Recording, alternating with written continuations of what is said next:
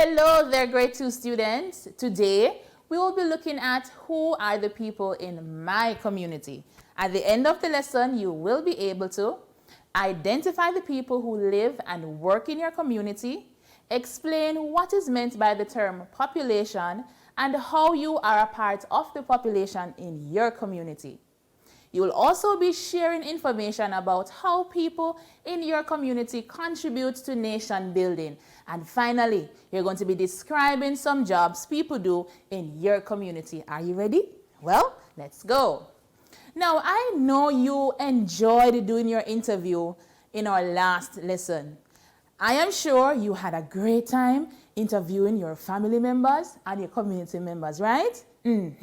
I know too that you learned a lot about your community.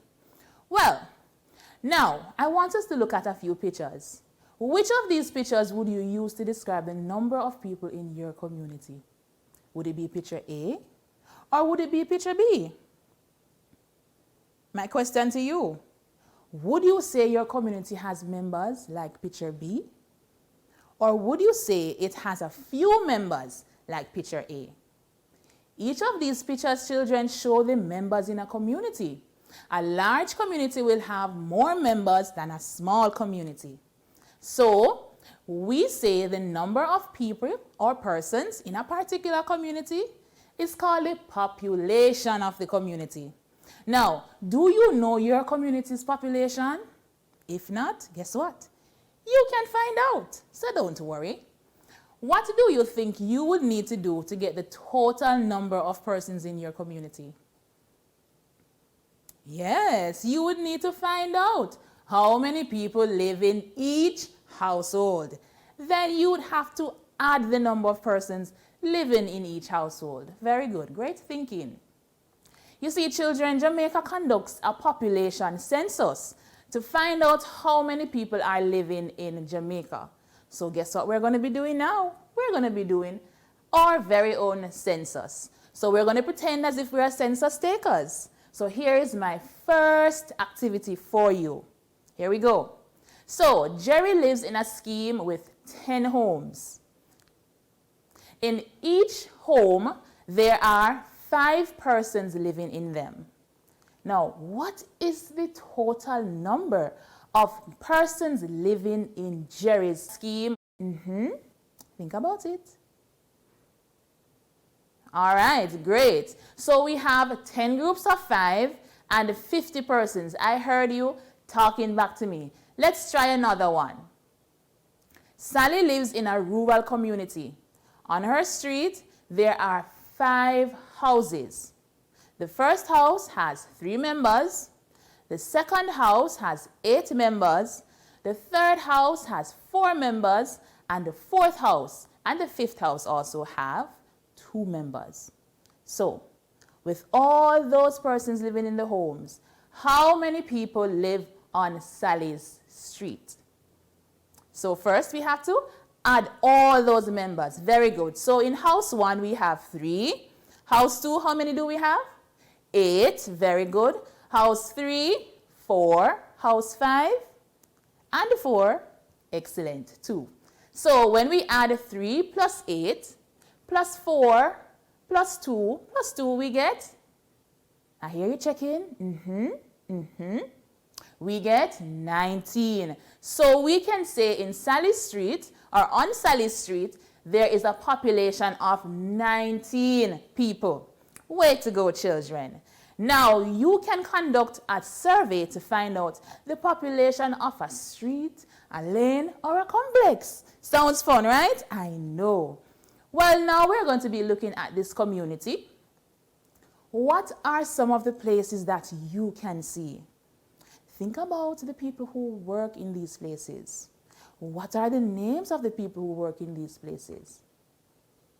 Can you name some of the community members or workers who make their life and our life easier by satisfying our needs? Let us look at some of our needs. Shelter, clothes, water, education, and safety. Good. Now, who are the persons in your community that you can recall are the people who satisfy these needs? Did you get any of these? Shelter. When you look around, do you see any mason? Yes, mason can also help to satisfy the need of shelter. Good. A carpenter. And the one that does the designing, the architect. Very good. What about clothes? Dressmaker. Fashion designer. Good. And also the tailor. What about water? We have the hardworking plumbers. Yes. And education? We have the teachers and the principal. Good. And safety? We have our policemen and firefighters. Very good.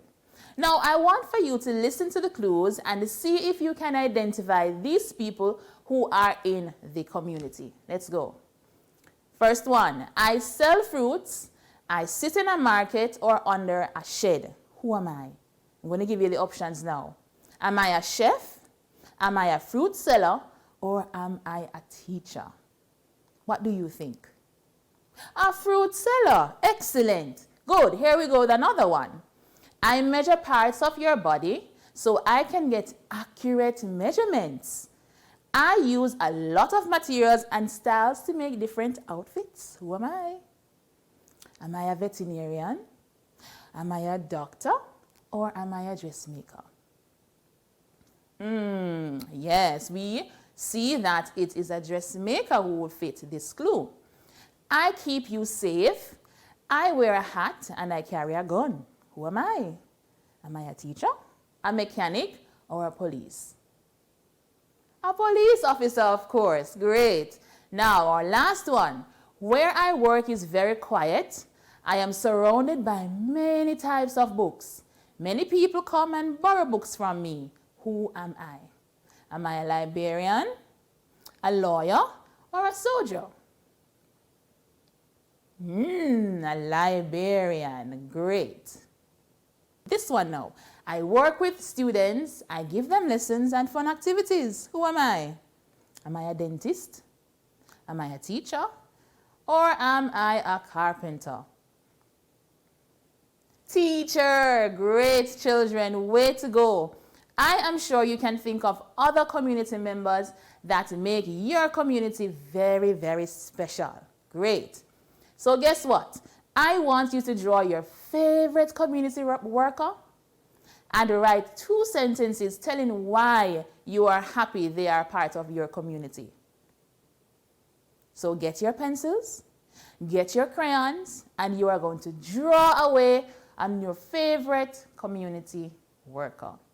So we have identified the community workers and we now see how they seek to improve the community by taking their role and contributions to the nation very seriously.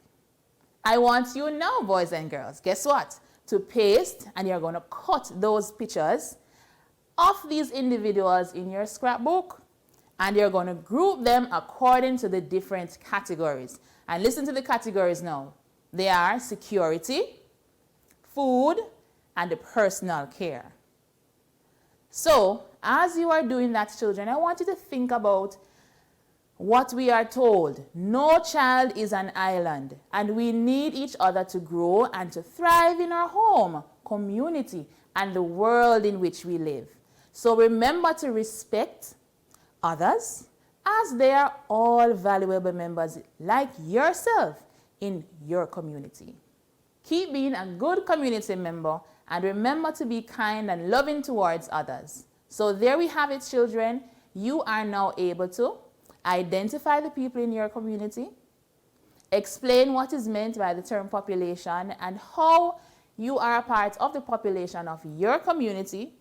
Also, share information about how people in your community contribute to nation building. And finally, describe some jobs people do in your community. Until next time, bye everybody.